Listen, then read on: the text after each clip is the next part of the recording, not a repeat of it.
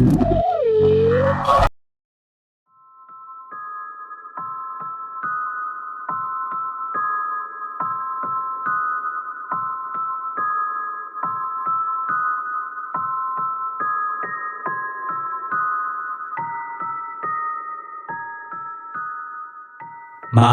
selalu terlihat sama bagi kebanyakan orang. Sunyi, gelap, dan terasa aman. Tapi tidak bagi mereka yang pernah mendengar suara tanpa tahu siapa pemiliknya. Di saat semua orang tertidur, ada cerita yang memilih untuk terbangun. Cerita tentang kehadiran, tentang bayangan, tentang sesuatu yang tidak pernah benar-benar pergi. Kamu sedang mendengarkan cerita dari mereka. Dengarkan dengan tenang, gunakan headphones, dan jika kamu merasa tidak sendirian malam ini, mungkin itu bukan perasaanmu saja. Tapi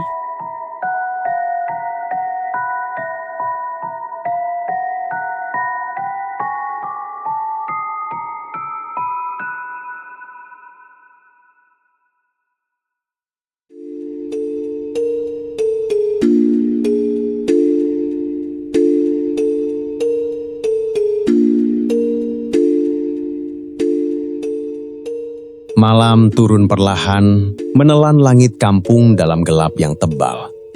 Di rumah Mbok Mina, lampu-lampu minyak bergoyang lembut, menyinari wajah-wajah para tetangga yang berkumpul dalam acara tahlilan untuk almarhumah Sukinah. Doa mengalun pelan, namun ada rasa dingin yang tak biasa menyusup di antara kalimat zikir itu. Menjelang pukul 9 malam, acara usai. Satu persatu warga pamit pulang, meninggalkan halaman rumah Mbok Minah yang kini sepi. Biasanya jam segini, anak-anak masih bermain bulu tangkis di tanah lapang, suara obrolan masih terdengar dari warung ujung jalan. Tapi malam itu, sunyi. Begitu sunyi, sampai desir angin pun terdengar seperti bisikan. Sementara itu, di rumah Gilang, pemuda itu terbaring di kamarnya, memandang langit-langit dengan mata kosong. Ia baru saja pulang dari tahlilan Sukinah. Pikirannya, Gilang teringat saat pertama kali melihat Sukinah berjalan di gang kecil, menggendong bakul jamu, menyapa setiap orang dengan senyum sopan. Ia tak hanya menyukai jamu racikannya, tapi juga tutur katanya yang lembut dan santun. Sukinah tak pernah menggoda, tak pernah mencari perhatian. Dan justru di sanalah pesonanya tumbuh diam-diam di hati Gilang. Tiba-tiba, angin bertiup dari arah jendela, membuat tirai bergoyang hebat, dan daun jendela bergeser dengan bunyi krak, krak. Gilang terbangun, berdiri pelan, dan berjalan menuju jendela itu. Saat tangannya hendak menutup kembali jendela, tercium bau yang aneh, busuk, anyir, seperti darah yang lama mengering. Gilang menahan napas, dan di saat itulah ia mendengar sesuatu. Tangisan seorang wanita, perlahan tapi penuh kesedihan yang dalam. Suara itu datang tepat di bawah jendela kamarnya. Gilang mendekat, menajamkan pendengaran, lalu dengan hati-hati ia mengintip keluar. Tanah di kebun belakang masih basah, merah tanahnya. Baru tadi sore dipakai menggali makam Sukinah. Dan di atas gundukan tanah itu berdiri seseorang. Seorang perempuan berambut panjang, mengenakan kebaya yang robek, menggendong bakul jamu yang meneteskan air berwarna merah gelap.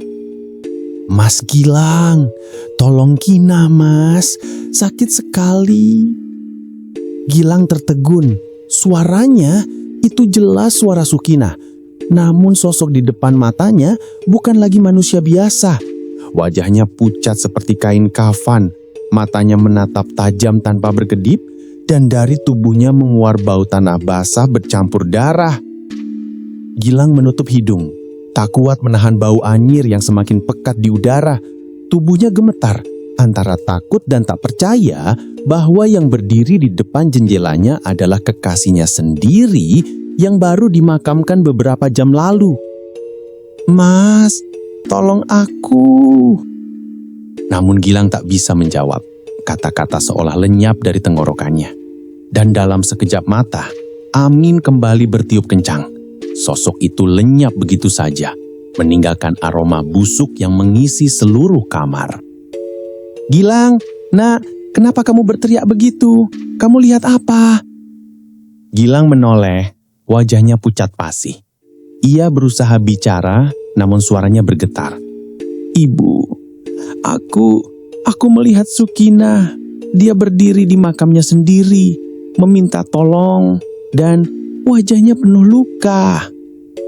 Ibunya memeluk Gilang, mencoba menenangkan. "Sudahlah, Nak. Itu cuma bayanganmu saja. Doakan dia terus supaya rohnya tenang. Kalau mau tidur, berdoalah dulu, biar tidak diganggu apapun." Gilang hanya mengangguk pelan. Namun dalam hatinya, ia tahu. Yang dilihatnya bukan sekedar bayangan. Ada sesuatu yang belum selesai. Sumpah Sukinah mulai menggema di antara angin malam. Dan malam itu, kampung kecil itu kembali tenggelam dalam sunyi. Pagi menyapa dengan sinar lembut dari balik pepohonan. Embun masih menetes di ujung daun. Dan udara terasa sejuk di kebun belakang rumah Gilang. Tempat jasad Sukinah dimakamkan semalam. Dengan langkah pelan, Gilang mendekati makam itu. Tanahnya masih merah. Bunga tabur di atasnya pun belum kering. Ia duduk bersimpuh, menundukkan kepala, dan mulai memanjatkan doa untuk arwah gadis yang amat dicintainya. "Sayang, maafkan Mas ya. Semua ini terjadi karena Mas pengecut. Kalau saja dulu Mas berani menolak perjodohan itu, mungkin kamu, Kinah, dan juga Wuni masih hidup." Suara Gilang pecah di antara isak dan desah angin.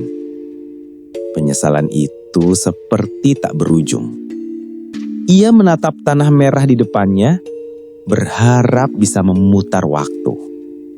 Namun saat ia hendak beranjak pergi, tercium aroma yang aneh. Harum bunga melati.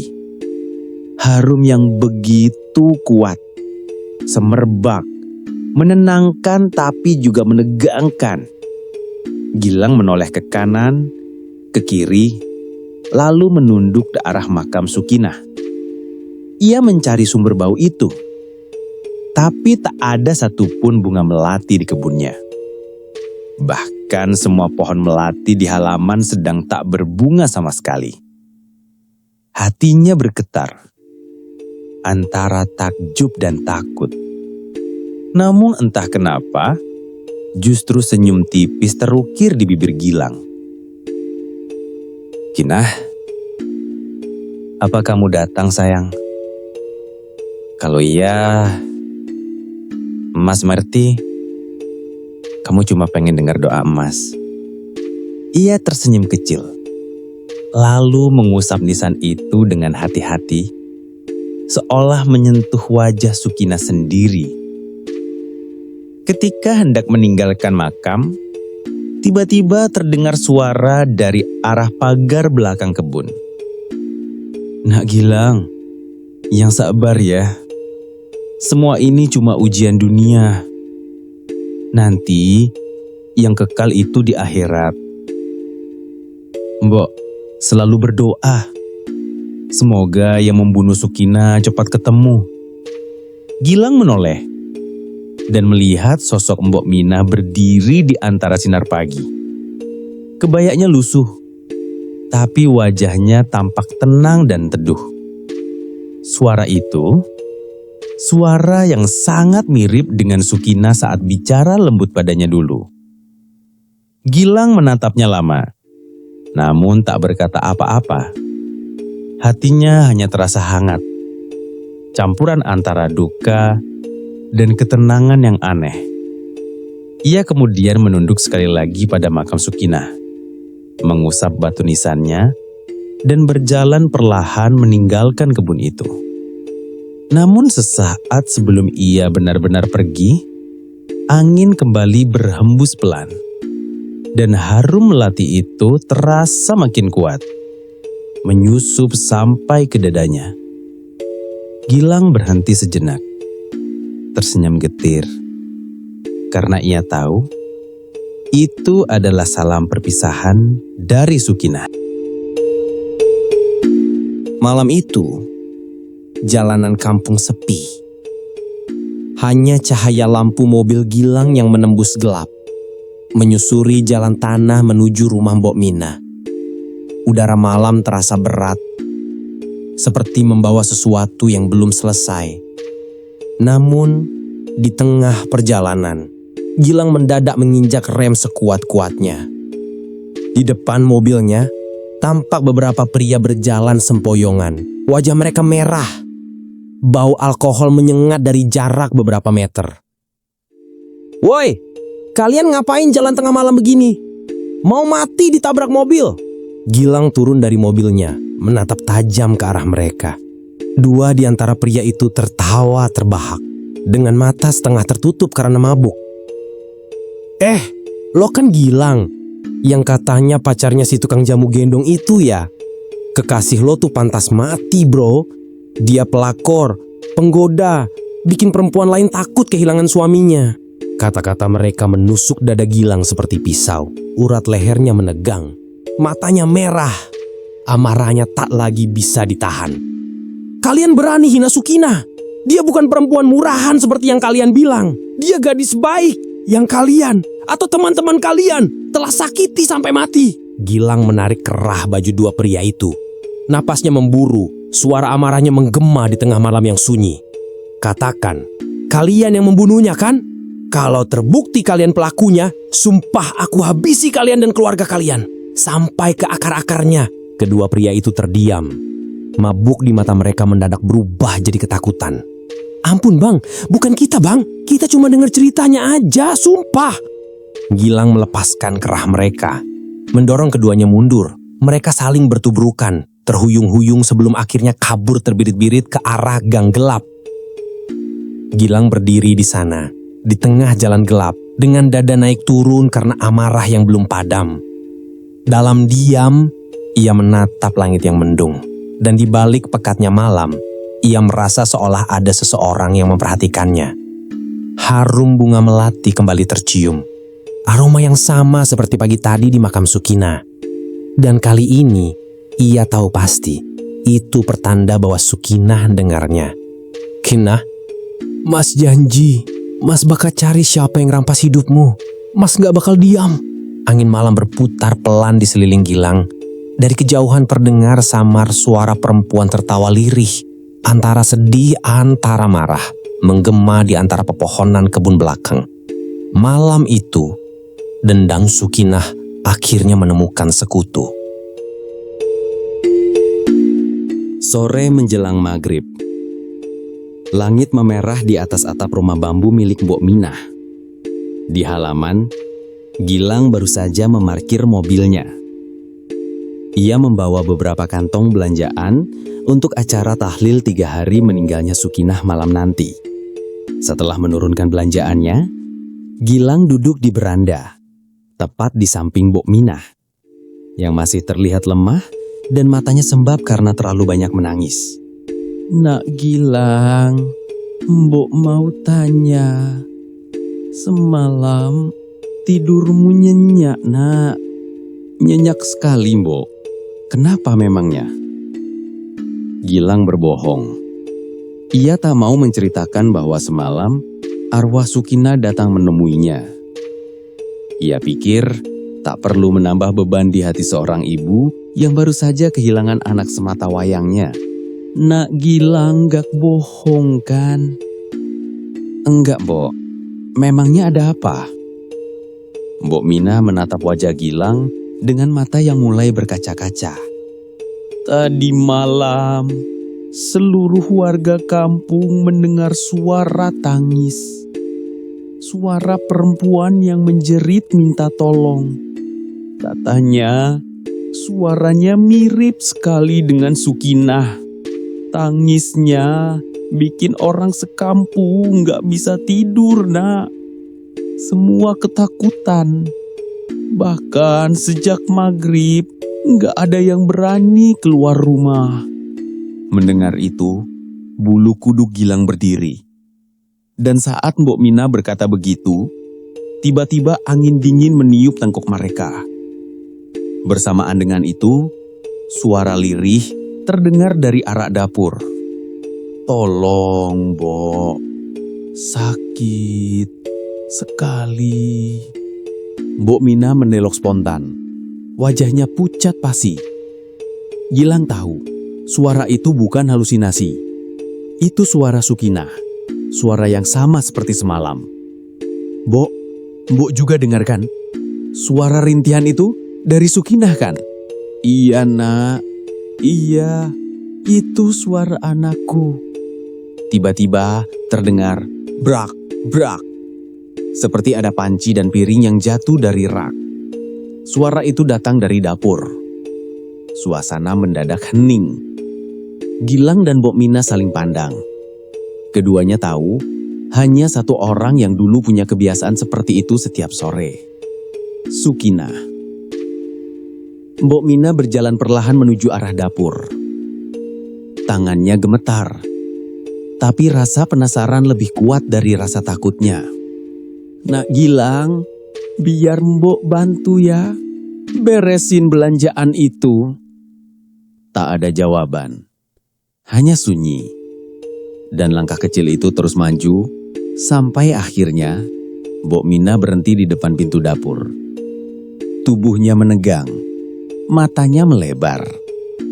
Di sana, di antara cahaya redup lampu minyak, terlihat sosok perempuan berdiri membelakangi.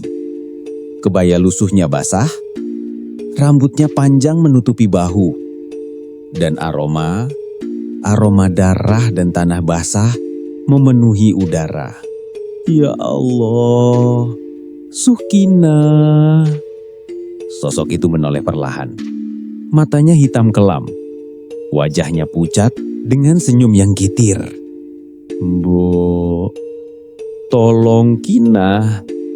Mereka sudah sakiti Kinah." Mbok Mina terhujung ke belakang dan hampir jatuh. Tubuhnya gemetar, wajahnya pucat. Dan air mata jatuh tanpa suara. Mbok kenapa? Mbok." Gilang berlari menepuk bahunya, menyadarkannya dari kengerian itu. Namun Mbok Mina hanya bisa berbisik lirih. Kata-katanya terputus di tenggorokan. "Tadi, Mbok lihat Sukinah." "Mbok, sudah, jangan dipikirkan dulu. Mbok istirahat ya. Biar semua urusan biar aku yang beresin." Gilang menuntun tubuh renta itu ke kamarnya. Ia membantu Mbok Mina berbaring di ranjang, lalu menatap wajah tua itu yang kini tampak lemah, tapi masih basah oleh air mata. Beberapa menit kemudian, Gilang datang membawa teh manis hangat. Ia duduk di samping ranjang, lalu berbicara pelan. "Mbok, minum dulu tehnya. Jangan terlalu banyak pikiran. Aku tahu Mbok sedih. Tapi kita harus kuat. Gilang, tadi Mbok lihat dia, Nak. Sukinah berdiri di dapur, penuh luka. Tubuhnya bau tanah dan darah. Tapi wajahnya tetap wajah anakku." Gilang terdiam, menatap ke arah pintu kamar. Matanya berkaca-kaca. "Bu, nanti malam aku datang lagi ya. Biar Mbok gak sendiri waktu tahlilan." "Iya, Nak, datang ya. Mbok cuma punya kamu sekarang." Saat mobil Gilang perlahan menjauh, angin bertiup dari arah dapur. Dari dalam rumah, suara piring beradu dan botol jamu berdenting pelan. Persis seperti ketika Sukinah dulu masih hidup. Dan di sudut ruangan, aroma melati samar-samar kembali tercium. Malam itu, Di rumah sederhana milik Mbok Minah, lampu-lampu minyak menyala redup, menyinari wajah-wajah yang datang untuk mendoakan almarhumah Sukinah. Hari ini genap 3 hari sejak kematiannya yang menggemparkan. Berita tentang gadis penjual jamu yang dibunuh dengan sadis itu sudah menyebar ke seluruh penjuru. Di media sosial, namanya viral. Semua orang ingin tahu siapa sebenarnya yang tega melakukannya. Bahkan malam itu, seorang tamu penting datang ke rumah Mbok Minah, Pak Camat, yang menyempatkan diri hadir karena merasa prihatin dan juga marah atas ketidakadilan yang terjadi. Terima kasih Pak Camat, sudah berkenan hadir dalam acara tahlil 3 harinya Sukinah, anak Mbok Minah. Gilang, aku sangat kecewa pada Juragan Seto. Kenapa dia menolak jenazah Sukinah dimakamkan di pemakaman umum? Tanah makam itu milik pemerintah, bukan milik pribadi. Dia pikir dia siapa sampai bisa seenaknya mengatur semua urusan kampung. Pak Camat, sudahlah. Saya sudah makamkan Sukinah di kebun belakang rumah saya sendiri. Itu tanah pribadi saya. Dan Juragan Seto tak punya hak apapun di sana. Yang penting saya tenang karena setiap hari saya bisa melihat makamnya. Saya sudah berjanji Pak, akan merawatnya sampai akhir hidup saya. Kata-kata Gilang membuat suasana di ruang tahlil itu seketika hening. Beberapa ibu menitikkan air mata, bahkan Mbok Minah memejamkan matanya sambil menunduk, menahan tangis yang tak juga kering sejak kepergian anak semata wayangnya itu. Tapi di luar rumah, di bawah pohon belimbing yang berdiri tua, di halaman depan, ada sesuatu yang perlahan muncul. Kabut tipis mulai merayap dari tanah, dan dari baliknya tampak sosok seorang perempuan berdiri diam. Mengenakan kebaya lusuh, wajahnya pucat, matanya kosong. Tolong, Mbok, sakit sekali. Aku dibunuh beramai-ramai. Tolong aku, Mbok. Suara itu terdengar jelas. Semua yang sedang membaca tahlil terdiam. Doa berhenti. Mereka saling berpandangan, namun tak ada yang berani bersuara. Bau busuk perlahan masuk dari arah jendela. Bau tanah basah bercampur anyir darah. Beberapa orang mulai menutup hidung. Ndok, Sukinah anakku, kenapa kamu menampakkan diri seperti ini, nak? Wajah Mbok Minah pucat pasi, air matanya jatuh tanpa suara. Namun di tengah ketakutan itu, Pak Camat berdiri dan melangkah maju. Ndok Sukinah, pulanglah ke alam tenangmu. Biarlah urusan dunia ini kami yang tangani. Pembunuhmu akan kami cari. Akan kami usut sampai tuntas. Tenanglah, nak. Seketika, sosok itu memudar. Wajahnya lenyap perlahan seperti asap terbawa angin malam. Bersamaan dengan itu, bau busuk yang menusuk hidung pun hilang seketika. Yang tersisa hanya kesunyian dan desir angin dari pohon belimbing itu. Satu persatu warga mulai pamit pulang. Tak ada yang berani banyak bicara. Mereka menunduk, meninggalkan rumah Mbok Minah dengan dada yang berat. Ini rumah itu kembali sepi. Hanya suara jangkrik di luar dan bayangan samar pohon belimbing yang menari pelan di dinding bambu. Malam kian larut. Namun di bawah pohon belimbing itu, bunga melati bermekaran tanpa sebab. Dan dari arah dapur, terdengar bunyi lembut botol jamu bergemerincing, seolah ada yang sedang menyiapkan dagangan, seperti dulu ketika Sukinah masih hidup. Malam itu, kampung yang dulu damai berubah menjadi tempat yang mencekam. Tak ada lagi anak-anak yang bermain di jalanan. Tak ada lagi suara obrolan di warung kopi. Yang terdengar hanyalah suara angin malam, dan di sela-selanya suara rintihan memilukan yang membuat bulu kuduk berdiri. Itulah suara Sukinah. Suaranya melengking, terbawa angin yang berputar di atas atap rumah warga. Semua pintu tertutup rapat, lampu dimatikan, tak ada yang berani keluar. Mereka tahu, malam ini arwah Sukinah sedang mencari para pelaku yang dulu menghabisi nyawanya. Sementara itu, di jalan kecil yang menuju rumah Gilang, sebuah mobil melaju pelan menembus kabut malam. Gilang duduk di belakang kemudi dengan wajah tegang. Ia baru saja pulang dari rumah Mbok Minah. Namun malam ini terasa berbeda, dingin, aneh, dan menyesakkan dada. Kenapa AC-nya dingin sekali malam ini? Padahal suhunya sudah kuturunkan. Gilang tersentak. Lehernya terasa seperti ditempel es.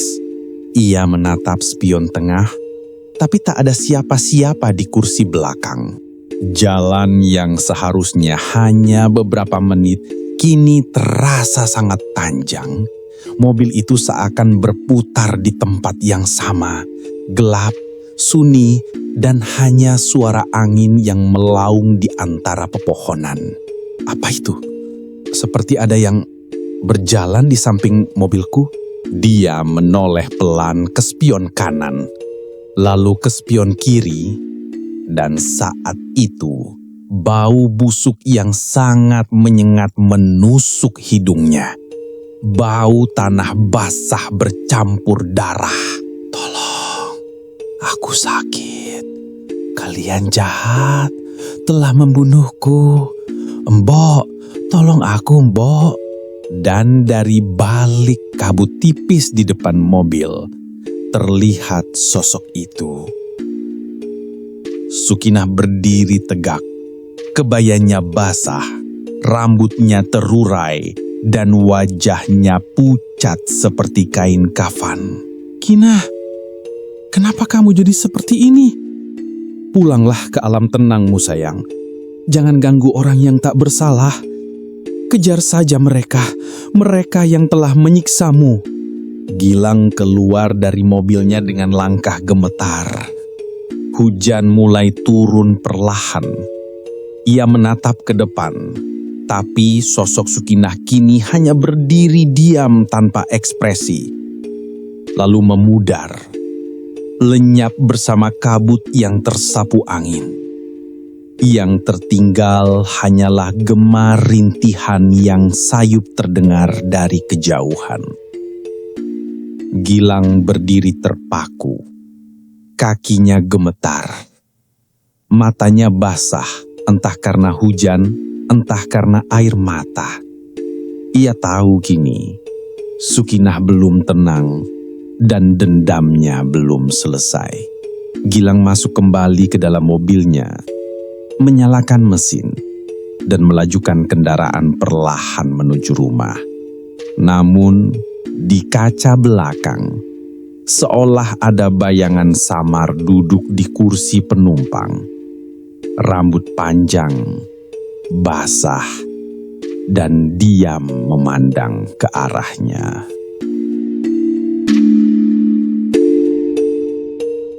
Malam itu Gilang baru saja sampai di rumahnya. Tangannya mendorong gerbang pagar besi untuk memasukkan mobil ke garasi. Namun, tiba-tiba, gerumbulan pohon di dekat pohon jambu bergoyang keras. Seolah ada sesuatu yang sedang bersembunyi di baliknya. Hah? Siapa itu? Jangan-jangan maling. Dengan hati-hati, Gilang mengambil sebilah balok kayu dari dekat pintu pagar. Ia mendekat perlahan ke arah semak itu. Dan dengan satu gerakan cepat, dia sibak daun-daunnya.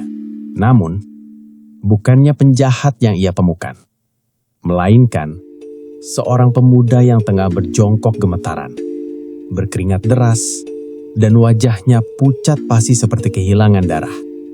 Loh, Mas Teguh, Kamu ngapain di halaman rumahku malam-malam begini? Kamu mau mencuri ya?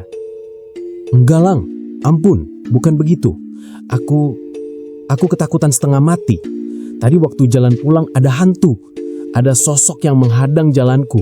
Dia ngancem mau ngebunuh aku. Hantu? Mas Teguh, masa preman pasar segagah kamu takut sama hantu? Kita ini manusia, makhluk Tuhan yang lebih tinggi derajatnya.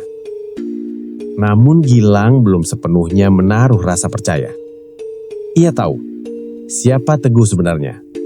Preman pasar yang sering bikin onar dan namanya pernah disebut dalam gosip seputar kematian Sukinah. Mas Teguh, jangan-jangan kamu salah satu dari mereka yang udah ngebunuh Sukinah. Kalau iya, pantas aja dia ngejar kamu malam ini. Aku juga sering didatangi arwahnya, tapi aku nggak takut karena aku nggak bersalah. Aku nggak ngerti, Lang. Tapi hantu itu beda. Wajahnya hancur. Bau bangkainya nyengat banget. Aku hampir muntah. Dia bawa jerohannya sendiri, dikalungin di leher. Kukunya panjang, runcing, dan darahnya netes terus dari tubuhnya. Itu bukan manusia, Lang. Itu Sukinah. Wajah Teguh kini benar-benar pucat pasi. Tubuhnya gemetaran hebat. Dan saat dia mendongak ke arah Gilang, tiba-tiba matanya melebar ketakutan. Pupilnya membesar, bibirnya bergetar hebat. Tolong! Ada hantu Sukinah. Teguh berlari sekuat tenaga. Dia menabrak pagar, menyandung batu, bahkan sampai terkencing-kencing karena ketakutan. Namun tak satupun warga yang berani keluar rumah untuk menolong. Semua pintu terkunci. Hanya suara langkahnya yang terdengar memantul di jalan kampung yang sepi. Ia terus berlari melewati rumah-rumah yang gelap. Hingga akhirnya langkahnya terhenti di tepi hutan bambu.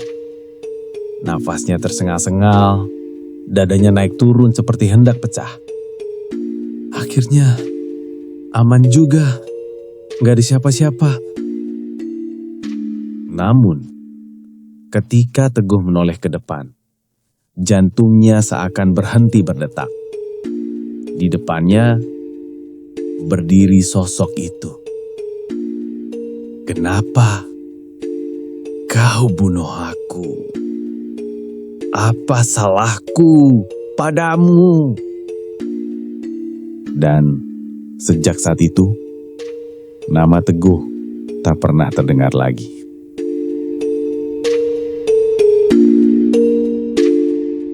Malam itu, setelah kepergian Teguh yang berlari ketakutan, Gilang akhirnya tiba di rumahnya.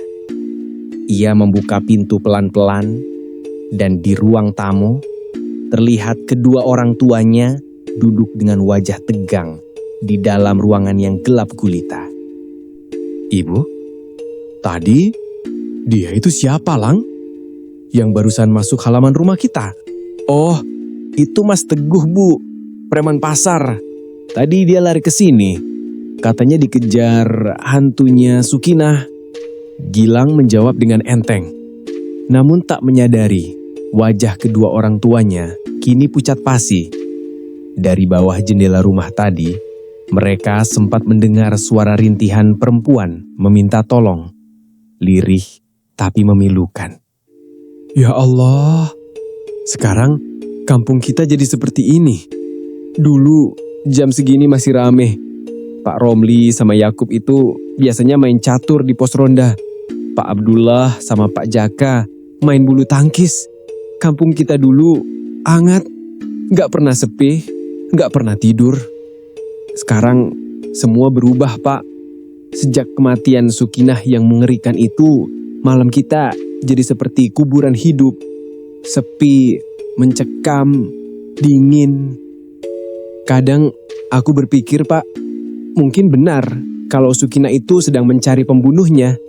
Dia pasti tahu siapa yang udah tega nyiksa dia sampai mati. Kalau nunggu hukum manusia, pasti lama. Tapi arwah yang tersakiti nggak butuh waktu untuk balas dendam. Ya, Aku dengar waktu jenazahnya dimandikan, matanya tetap terbuka. Nggak bisa ditutup sampai dikafani. Mungkin matanya udah merekam semua wajah pelaku yang membunuhnya. Bahkan mungkin telinganya masih sempat dengar siapa yang nyuruh mereka melakukan itu. Hah? Masa sih, Pak? Orang mati kan gak mungkin bisa ngeliat atau dengar apa-apa lagi. Justru itu, Bu. Saat tubuh manusia udah gak bergerak, yang terakhir mati adalah telinganya. Masih bisa dengar, masih bisa ngerekam suara terakhir di sekitarnya. Sudahlah, Pak. Bu, aku capek banget hari ini. Aku mau istirahat dulu. Gilang pun berdiri perlahan dan berjalan menuju rumahnya sendiri di belakang rumah utama. Langkahnya berat, tapi pikirannya tak tenang. Lang, tunggu dulu. Ibu mau tanya satu hal. Apa mungkin pembunuh Sukina itu orang kampung kita sendiri? Soalnya arwahnya cuma berkeliaran di sini. Gak pernah ke kampung sebelah, gak pernah ke kota. Mungkin aja, Bu. Mungkin benar. Kalau dia cuma gentayangan di sini, berarti yang dia cari juga ada di sini. Ada benarnya juga, Lang. Biarkan saja Sukinah mencari pelakunya sendiri. Selama dia nggak ganggu orang yang nggak bersalah, Bapak nggak berkenaan. Iya, Pak. Karena kalau nggak ada asap, nggak mungkin ada api. Malam itu, ketiganya tak bisa tidur. Di luar, angin terus berdesir membawa suara samar. Suara rintihan perempuan, lirih tapi jelas, menyebut nama Gilang berulang kali. Dan malam pun kembali menjadi saksi bahwa dendam Sukinah belum berakhir. Sudah 7 hari berlalu sejak kematian Sukinah, gadis penjual jamu gendong yang malang itu. Namun bagi Mbok Minah, waktu terasa berhenti di hari anaknya pergi. Sejak saat itu, hidupnya hampa, dan hari-harinya diisi hanya dengan rindu dan air mata. Pagi itu, di bawah pohon kamboja yang berdiri di sisi pemakaman, terlihat sosok Mbok Minah duduk di samping pusara anaknya. Tangannya mengelus batu nisan yang masih basah oleh embun pagi, sementara matanya menatap kosong ke arah tanah merah itu. Sukinah, Mbok datang lagi, Ndok. Mbok rindu. Mbok kangen sama tawamu, sama senyummu, sama caramu manja kalau nyuruh Mbok masakin sayur asem. Kenapa, Ndok? Kenapa nasibmu sekejam ini? Mbok Minah tak lagi punya siapa-siapa. Satu-satunya harta berharga yang ia miliki kini telah berkalang tanah di depannya. Mbok, sejak kapan Mbok di sini? Aku tadi nggak lihat dari jalan. Dari subuh Nagilang, Mbok udah di sini. Mbok kangen sama Sukinah. Tiap malam, Mbok selalu dengar suaranya. Rintihan yang minta tolong, nangis kesakitan. Rasanya hati Mbok hancur ndak? Apa yang bisa Mbok lakuin biar dia tenang? Biar dia nggak menderita seperti itu lagi. Gilang memandangi wajah tua itu dengan iba. Air mata yang jatuh dari mata Mbok Minah menetes di atas nisan Sukinah yang sudah mulai berlumut. Mbok, aku juga ngerasain sama. Sampai sekarang, aku masih nggak bisa nerima cara Sukinah dibunuh sekejam itu. Aku nggak bakal tenang sebelum tahu siapa yang ngebunuhnya dan kenapa mereka tega. Kalau dia sekarang gentayangan, itu karena jiwanya belum dibalaskan, Mbok. Iya nak, Mbok tahu. Tiap malam orang sekampung juga pada takut dengar suaranya. Tapi bagi Mbok, itu bukan suara hantu. Itu suara anak Mbok sendiri yang lagi kesakitan dan minta tolong. Gilang mendekat, meletakkan beberapa tangkai mawar putih di atas pusara Sukinah. Mawar kesukaan gadis itu semasa hidupnya. Sayang, aku datang bawa bunga kesukaanmu. Maaf ya, aku belum bisa ngelakuin apa-apa buat kamu. Tapi aku janji, aku bakal cari siapa yang udah rusak hidupmu sampai kamu bisa tenang di alam sana. Mbok Minah memeluk batu nisan Sukinah dengan erat. Air matanya mengalir deras membasahi tanah merah di depannya. Tangisnya yang lirih seolah ikut menggetarkan udara pagi itu. Ndok, Mbok janji bakal terus kirim doa buatmu. Walau rindu ini gak akan pernah hilang. Mbok harus belajar ikhlas. Biar kamu tenang, Dok. Biarlah semua kembali pada Tuhan yang Maha Kuasa. Dan pagi itu, angin yang berhembus di sekitar makam Sukinah membawa aroma samar wangi melati. Seolah menjadi tanda bahwa Sukinah mendengar doa dan tangis ibunya. Namun jauh di dalam tanah itu, jiwanya belum benar-benar pergi. Karena dendamnya belum usai.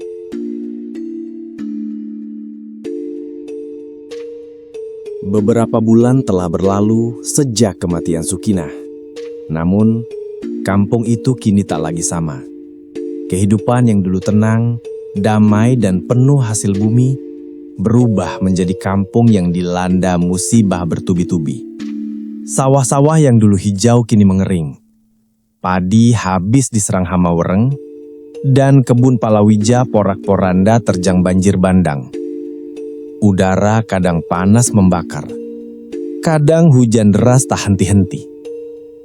Dan tak kenapa, penyakit aneh kini menyerang anak-anak dan orang tua di kampung itu.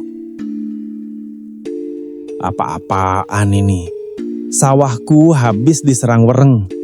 Kebunku hancur diterjang banjir. Padahal cuma punya aku yang kena. Punya warga lain aman-aman saja. Kenapa bisa begini? Juragan Seto mondar-mandir di halaman rumah mewahnya. Wajahnya pucat dan keringat dingin menetes di pelipisnya. Tanah luas miliknya kini tak menghasilkan apapun. Pohon-pohon buahnya layu, dan sebagian busuk menghitam seolah dibakar dari dalam. Kampung kita kayaknya kena kutukan deh. Kutukan dari seseorang yang dendam karena diperlakukan kejam. Iya, tapi anehnya cuma tanah Juragan Seto yang kena. Sawahnya diserang wereng, kebunnya kebanjiran. Lihat tuh, sawah Bu Ratna. Aman-aman aja, nggak rusak sedikit pun. Warga kini mulai berbisik-bisik di setiap sudut jalan. Mereka khawatir, tapi juga takut untuk bicara lantang. Sebab mereka tahu, mata-mata Juragan Seto ada di mana-mana. Mbok, kok sekarang kampung kita kayak kampung orang susah ya? Dulu kan Gemah Ripah Lojinawi, kok tiba-tiba begini? Nah, ini akibat dari ulah segelintir orang yang berbuat biadab pada anak gadis tak berdosa. Kalau hukum manusia diam, maka alam yang akan bicara. Dan kalau manusia menutup mata, ruh yang tersakiti akan membuka semuanya. Maksud Mbok, pembunuh Sukinah itu masih ada di kampung ini? Iya nak, mereka masih di sini. Dan ingatlah, kalau bukan tangan manusia, nanti Sukinah sendiri yang akan mengadili mereka satu persatu. Kau lihat saja nanti, Warga yang mendengarnya menunduk takut. Satu persatu, mereka pamit meninggalkan balai tempat Mbok Parubaya itu duduk. Mereka tahu, perkataannya bukan sekadar omongan kosong. Dan benar saja, malam itu, hujan turun tanpa henti. Langit memerah seolah marah. Dari arah sawah Juragan Seto, tercium bau anyir dan busuk. Bau yang sangat familiar bagi mereka yang pernah melihat jasad Sukinah dulu. "Mbok, aku sakit. Aku mau pulang." Dan malam itu, kampung yang dulu tenang kembali diguncang ketakutan. Tak ada yang berani keluar rumah. Semua tahu bahwa kutukan Sukinah baru saja dimulai.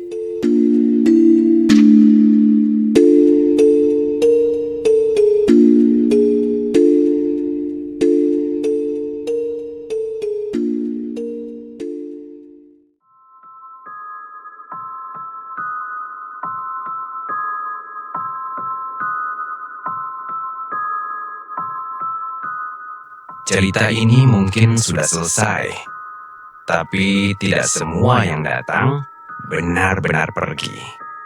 Jika setelah ini kamu mendengar suara kecil, langkah pelan, atau perasaan diawasi, ingat satu hal. Kamu sudah mendengarkan cerita dari mereka. Jika kamu tidak ingin sendirian saat malam kembali sunyi, subscribe channel ini, like video ini, nyalakan lonceng notifikasinya, karena cerita berikutnya akan selalu menunggumu.